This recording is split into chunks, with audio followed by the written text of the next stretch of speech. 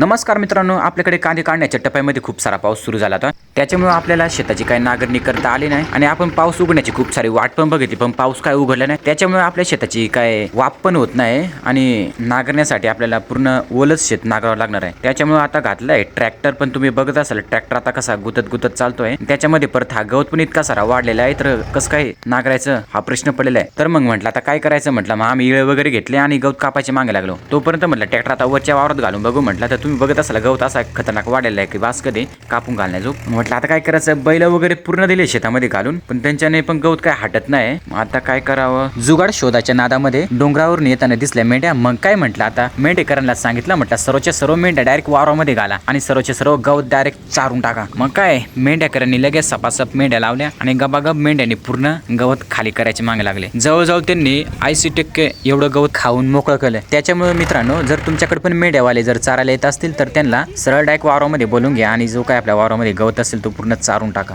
तर मित्रांनो, कमेंट करून सांगा जुगाड कसा वाटला।